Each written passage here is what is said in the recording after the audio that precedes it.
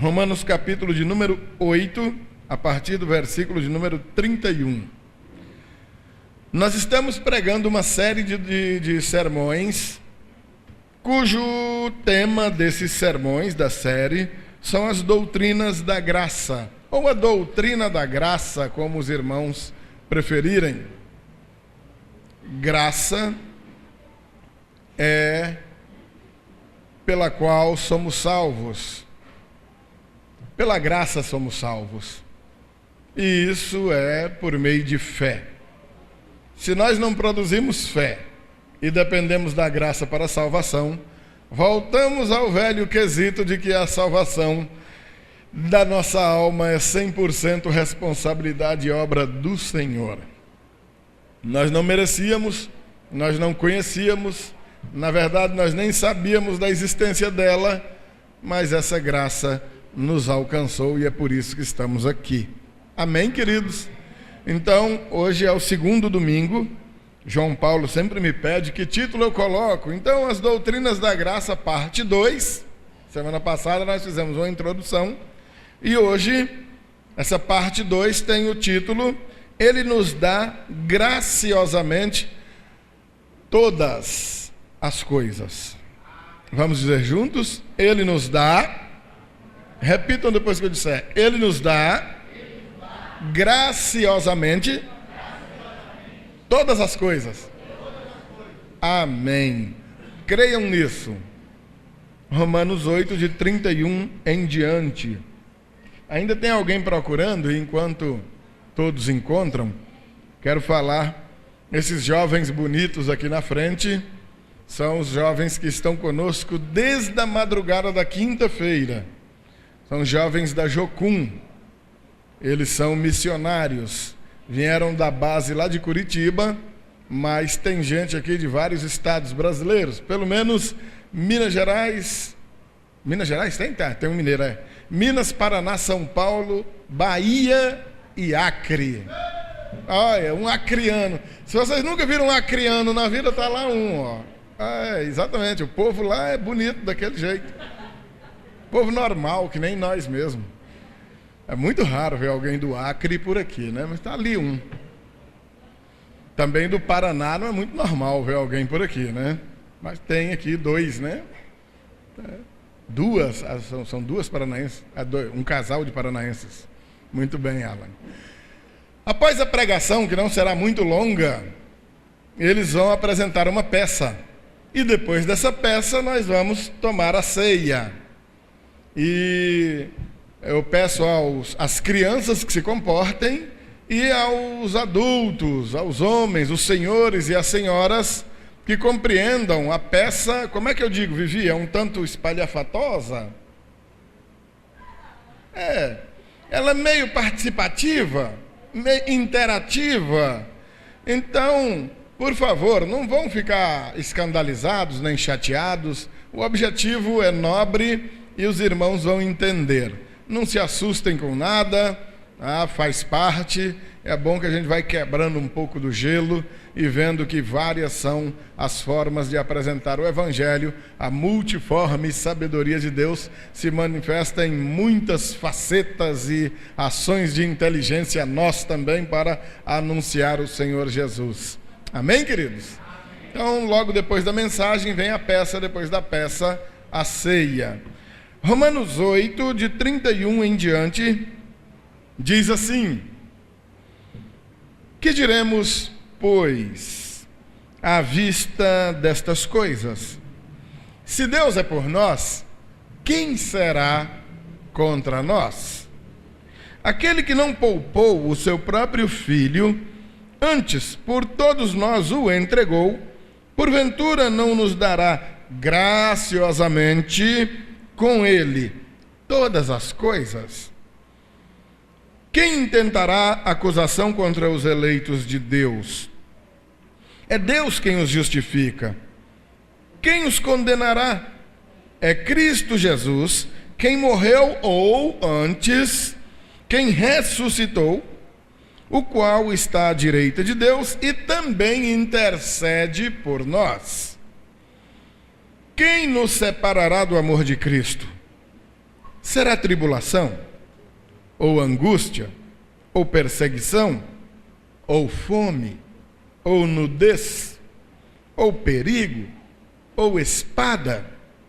Como está escrito: por amor de ti somos entregues à morte o dia todo. Fomos considerados como ovelhas para o matadouro. Em todas estas coisas, porém, somos mais que vencedores por meio daquele que nos amou.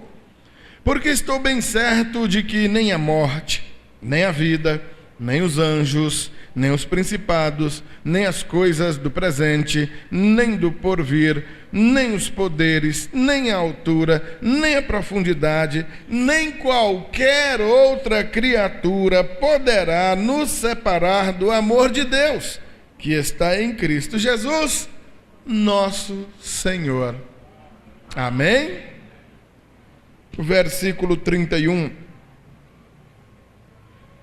traz mais uma frase de para-choque de caminhão.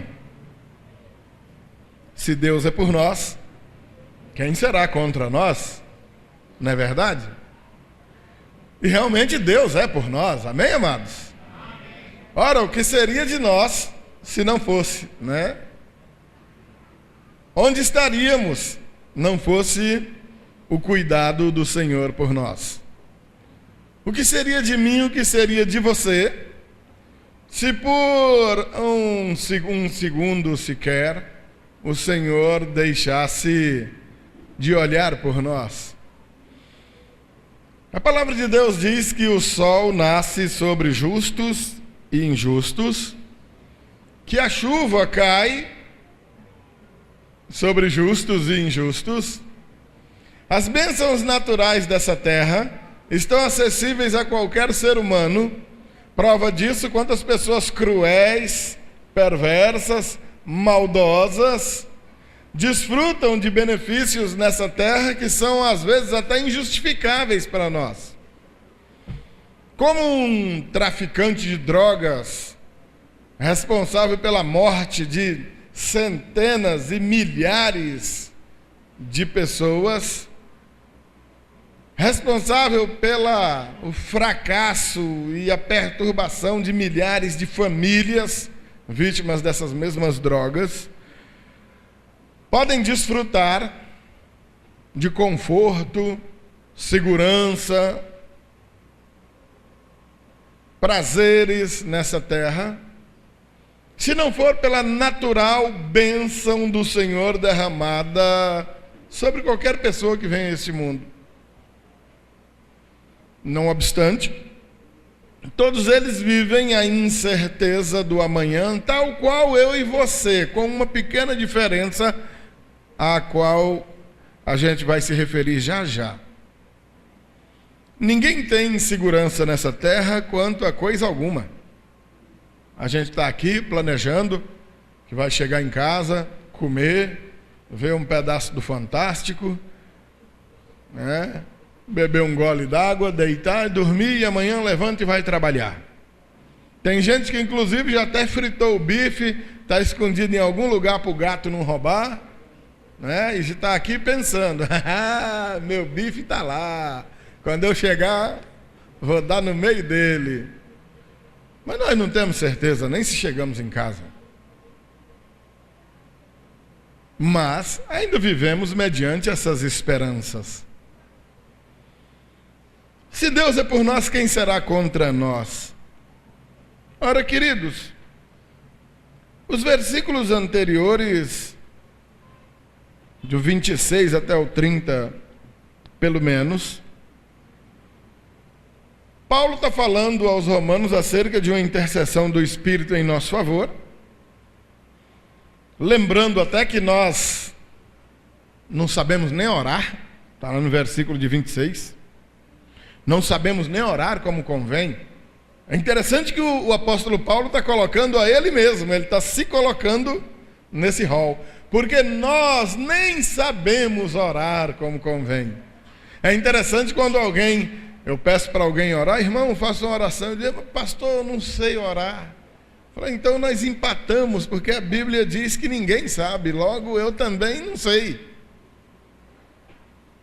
Quando ele está dizendo isso, ele não está dizendo que é que nós não sabemos proferir determinadas palavras, dirigir uma oração, mas é que na verdade a gente não sabe nem o que pedir. E é nessa hora que entra o Espírito Santo. Ele está dizendo aí no versículo 26, que intercede por nós soberanamente ou sobremaneira com gemidos inexprimíveis. Às vezes, principalmente mães em desespero por causa de familiares amados, o marido, filho, sei lá, bate o joelho no chão para orar e não profere uma palavra, apenas geme, chora. E o Senhor ouve e interpreta aquilo, sei lá como, e alguma coisa acontece. Porque o Espírito Santo ora pelo crente, né? E ele vai fazendo toda essa apresentação. Aquele que sonda corações, no versículo 27, ele está dizendo. Aquele que sonda os corações sabe qual é a mente do Espírito. E ele mesmo sabe muito melhor do que nós o que é realmente que nós necessitamos. No versículo 28 ele diz que sabemos que todas as coisas cooperam para o bem. Olhem, preste atenção. Todas as coisas cooperam, ou seja, operam juntas, operam em concordância para o bem daqueles que amam a Deus. Mas tem mais, não é só isso. E que são chamados segundo o seu propósito. Ora, amar a Deus e ser chamado segundo os propósitos desse mesmo Deus. Ah, Senhor, eu queria tanto isso e não acontece. É porque não é propósito de Deus, amado. Esse é o teu propósito. Compreender e se submeter aos propósitos dele é algo maravilhoso e tira tanto peso das nossas costas, da nossa cacunda, como diz lá no Goiás. É uma maravilha. Todas as coisas cooperam para o bem desses. E do versículo 29 ao 30 em diante, então, ele vai apresentar a tão polêmica, debatida e comentada doutrina da predestinação. Aqueles que ele de antemão, ou melhor, aqueles que ele predestinou, a esses também ele chamou, os que chamou também justificou, aos que justificou glorificou. Ou seja, meu amado irmão, minha amada irmã, você não está aqui dando um passeio. Você não está aqui apenas atendendo a um convite de uma pessoa amada, de um amigo, de um irmão. Deus te trouxe aqui. Amém, querido? Ele te quer aqui. Você tinha de estar aqui hoje. Ele tem um recado para você hoje. Amém? Você crê nisso? Em virtude disso, eu podendo dizer que você é um escolhido de Deus, e é por causa disso que você não está em casa vendo o Fantástico, nem o Faustão, nem o Gugu. Ainda existe Gugu? Nem sei. Mas sei lá, se existisse, seria o Gugu, não sei. É meio de semana agora. Por isso você está aqui. Você é dele, ele te quer. Amém, querido? Você pode crer nisso? O Senhor te quer. Amém? Não com um amuletozinho ou alguma coisa para pendurar no pescoço, mas o Senhor te quer para o cumprimento desses mesmos propósitos dele. E agora entra a questão da graça para todas as coisas que ele tem proporcionado para nós. Entramos no trecho que a gente separou para ler no dia de hoje. Que diremos, pois, acerca dessas coisas que eu acabei de comentar? Versículo 31. Se Deus é por nós, quem será contra nós? Ou seja, amados, todas as coisas cooperam para o bem daqueles que amam a Deus, mas são chamados segundo o propósito desse mesmo Deus. Ou seja, você foi chamado para um propósito. Deus tem um propósito específico para cada um de nós. Um vai pregar, o outro vai cantar, o outro vai visitar, o outro vai socorrer necessitados, o outro faz orações de intercessões, outro arruma a igreja, outro filma o pastor aqui falando. Sei lá. Você vai descobrir esse propósito.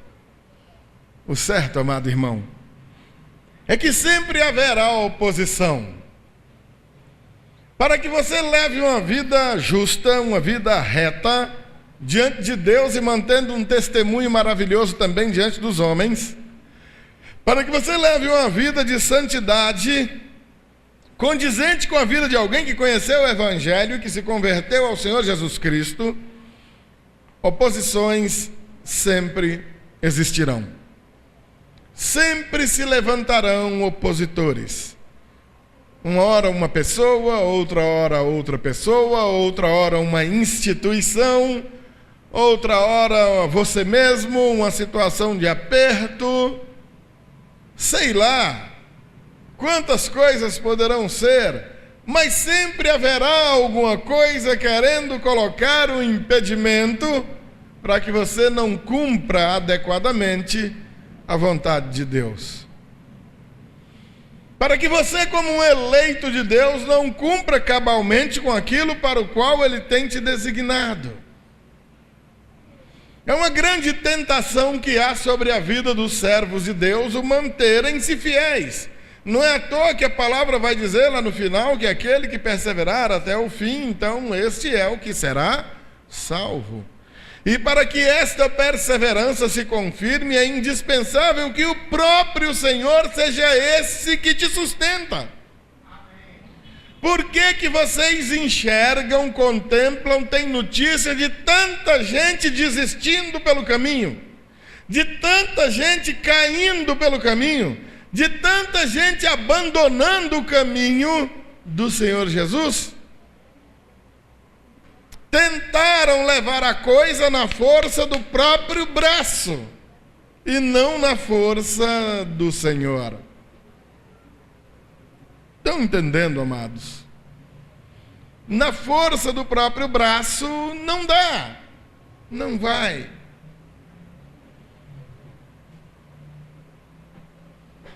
Se o Senhor não for adiante, não adianta.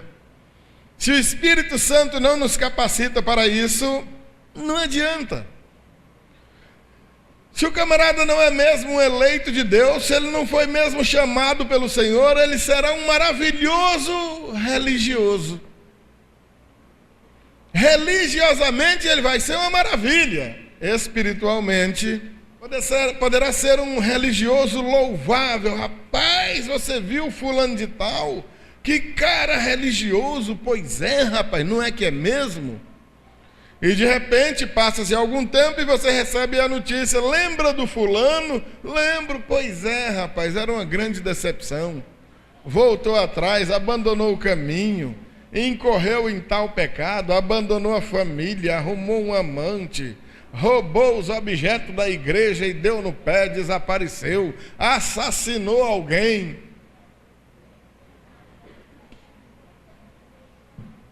Quantas notícias dessas vocês já ouviram na vida? Não precisa nem dizer. Quantas vezes vocês já foram informados de algo parecido? Ah, o padre fulano aprontou isso. Ah, o pastor fulano de tal, rapaz, eu considerava aquele homem um homem exemplar, aprontou isso. A irmã fulana. Por que essas coisas acontecem, amados? Por que isso é tão comum no nosso meio? E sempre que acontece nos deixa tão escandalizados, admirados, espantados, como se estivéssemos assistindo a alguma coisa acerca da qual não tivéssemos sido avisados. O próprio Senhor Jesus avisou, logo no comecinho do Evangelho, ele está dizendo que a coisa seria assim. Naquele dia muitos dirão: Senhor, Senhor, em teu nome expulsamos demônios e curamos enfermos e ressuscitamos mortos. E o Senhor lhes dirá: apartai-vos de mim, todos que praticais a iniquidade, nunca vos conheci. Ou seja, eu nunca chamei vocês. Ah, mas os caras estão na obra de Deus. Estão, mas Deus não os chamou. Deus não deu do seu espírito para aqueles camaradas, não.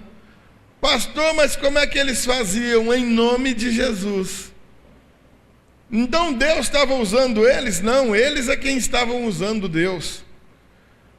Quanta gente usando o nome de Jesus para ficar famoso, para se candidatar a deputado, a vereador, a prefeito depois, à custa da igreja.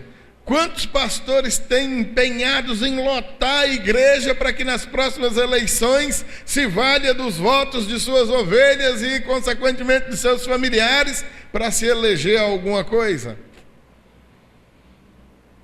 Usando o rebanho do Senhor para enriquecer. Coragem de trabalhar nenhuma, mas de tapear os outros uma barbaridade. E o povo inocente é seduzido por isso.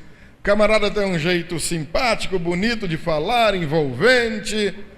Mas que homem habilidoso com as palavras. Quando esse homem fala, eu chego e me arrepio. E de repente chega a notícia: lembra do fulano? Lembro, rapaz, cadê? Pois é, está preso. O que ele aprontou? Aprontou uma barbaridade aí. Mas está preso por quê? Por causa do nome de Jesus? Por causa do Evangelho? Não, porque é bandido mesmo. Nesse desafio do manter-se fiel ao Senhor, para o cumprimento deste propósito, entra essa mensagem aqui, tão bonita. O que diremos, pois, acerca dessas coisas? Se o Senhor tem chamado alguns, para os quais todas as coisas cooperam para o bem, contanto que eles, amados de Deus e chamados para um específico propósito, tenham sido separados, chamados, eleitos por esse Deus. E aí começam as dificuldades, começam as barreiras, começam os embates, começam os inimigos, os impedimentos a aparecerem. E o apóstolo vem com essa palavra para tranquilizar. O que diremos, pois, à vista dessas coisas? Se Deus é por nós, quem será contra nós? Se Deus está contigo, qual é a oposição que vai te atrapalhar nessa caminhada? Se Ele realmente te chamou, o que é que vai te atrapalhar para que você o siga?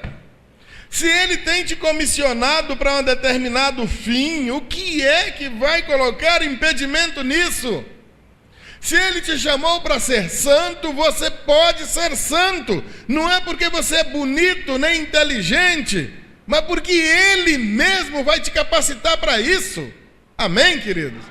Isso é o oposto de uma vida de religiosidade. Religiosidade não serve para nada. Vai transformar o camarada num religioso magnífico, mas não quer dizer que vai ser um homem espiritual. Para cumprir com os preceitos de alguma religião, isso não pode, aquilo ali também não pode, isso aqui não pode, isso é proibido. A religião só serve para proibir. Só proíbe. Certa vez um camarada, sabendo de uma igreja que tinha acabado de chegar na cidade, encontra com outro pastor que ali já estava, e a única curiosidade daquele era perguntar para ele: hein, nessa igreja de vocês aí, o que vocês proíbem lá, hein? Olha a ideia, a mentalidade de ser servo de Deus.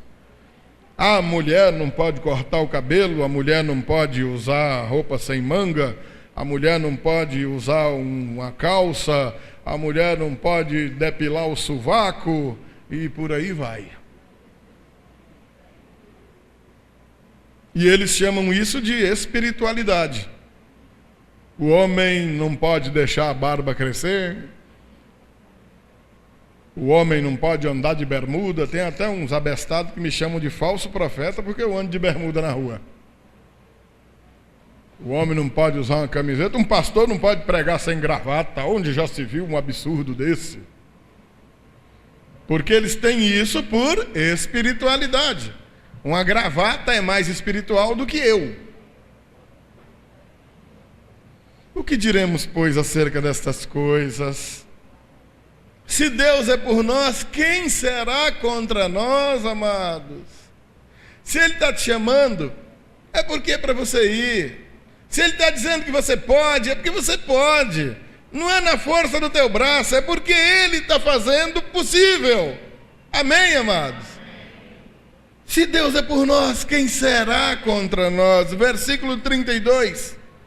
Aquele que não poupou seu próprio filho, antes por todos nós o entregou, porventura não nos dará graciosamente com ele todas as coisas? Amém, amém, amados? Para que você pudesse viver, Deus deu seu único filho, o Senhor Jesus, na cruz do Calvário.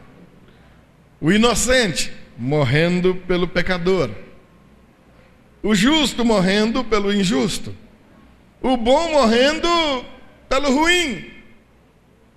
Se Deus foi capaz de fazer isso, se Ele foi capaz de dar Jesus por você, o que é que Ele te negaria? O que é que faltaria para que você continuasse essa caminhada? O que é que Ele ficaria te devendo depois de te dar Jesus? Você já pensou nisso? Versículo 33, ele começa com a lista. Quem intentará acusação contra os eleitos de Deus?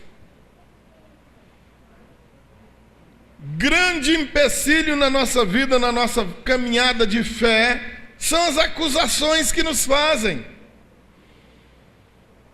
Inventam história ao seu respeito. Contam coisas que você não fez, coisas que inclusive você nem gosta. Te difamam, te acusam de toda maneira. E pasme, essa questão de acusação ela é tão séria que quando não aparece ninguém para te acusar, você se acusa a si mesmo. Existe um complexo de autoacusação no meio do povo. Às vezes você olha para dentro de si e fala, não tem jeito para mim mesmo não. Deus está certinho, Ele tem que me castigar mesmo que eu não presto para nada. Ô cria ruim sou eu. Calma, menos. Não é assim também não. É Deus quem os justifica. Amém, amados? Não interessa o tamanho da acusação. Você tem um advogado. Esse advogado intercede por você. Ele é o advogado dos advogados. Ele não perde causa. Amém, amado? Amém. Creia nisso. Esqueça essa acusação. Ela não vai pesar contra a tua vida. De jeito nenhum. Versículo 34. Quem os condenará? Esse espírito de condenação e de autocondenação também é outra pedra terrível no caminho do fiel. Não tema. É Cristo Jesus quem morreu, ou melhor do que isso, que ressuscitou. E está à direita de Deus intercedendo por vocês. Amém, queridos? Não há condenação que coloque impedimento na tua caminhada. Ele mesmo já te livrou dessa condenação. Versículo 35. Quem nos separará do amor de Deus?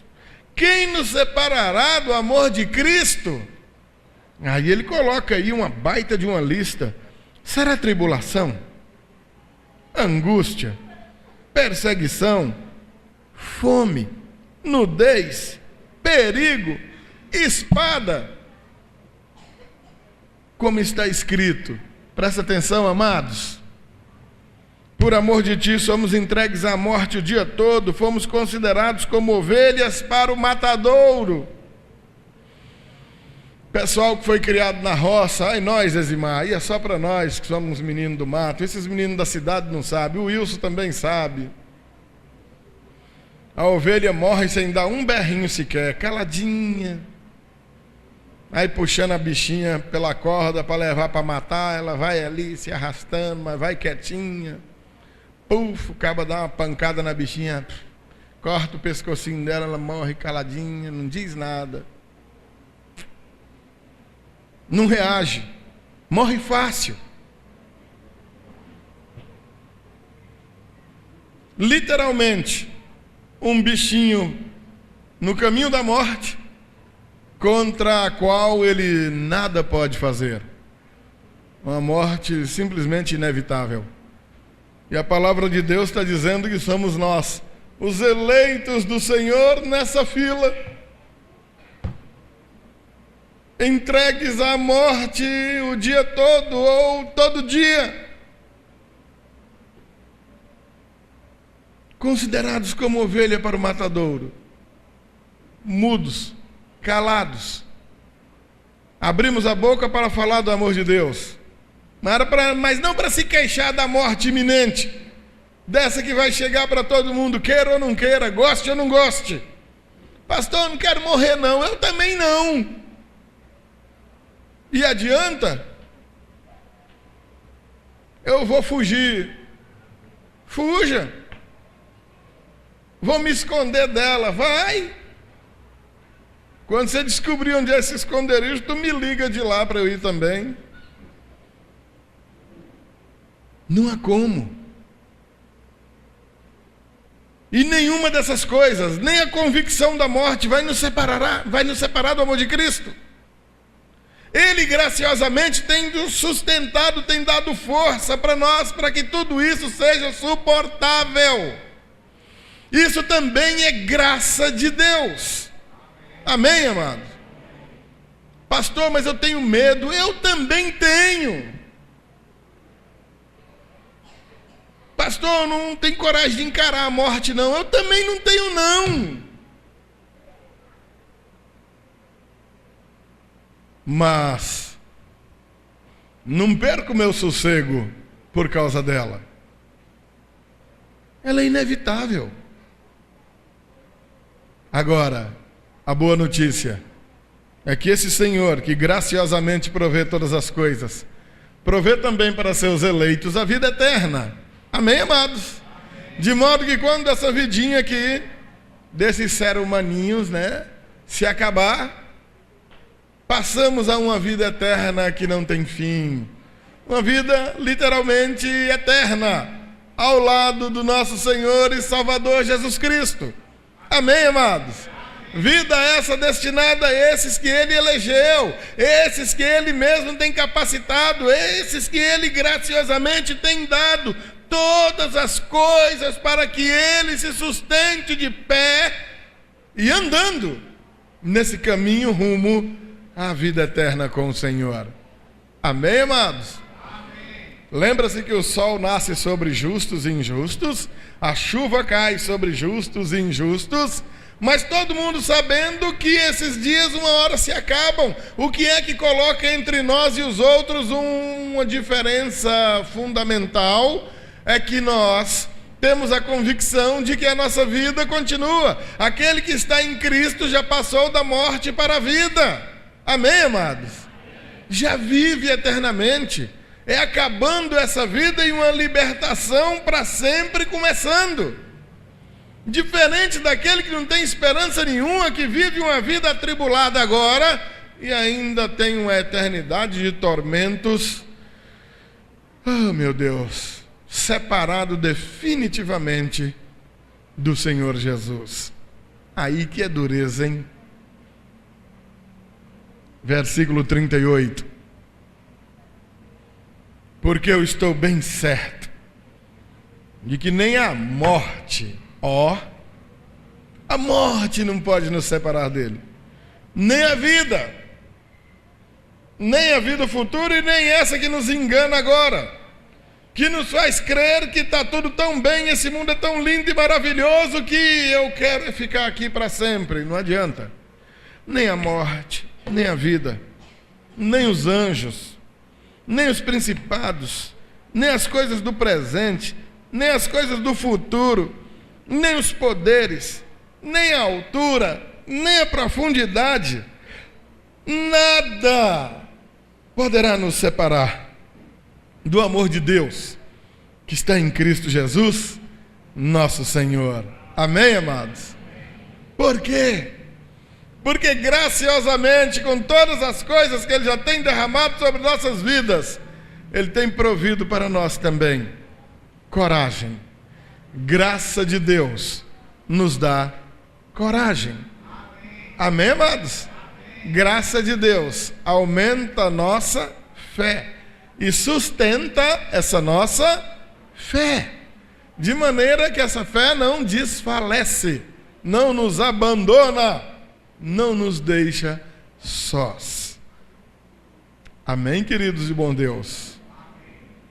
O centro de tudo que nós pregamos hoje, esse versículo de número 32. Porventura, não nos dará Ele graciosamente todas as coisas? Se Ele nos deu o Senhor Jesus, o que Ele nos negaria? E se Ele te deu o Senhor Jesus, o que você pode querer mais? Dinheiro vai valer mais do que Jesus? Carro, casa, fama, poder, beleza, pode até ser bonito que nem eu, mas nem essa beleza toda vale mais do que Jesus. Quem tem Jesus tem tudo. Quem não tem, não tem nada. Graciosamente, todas as coisas nos têm sido providas por Ele. Amém? Vamos ficar de pé e vamos orar.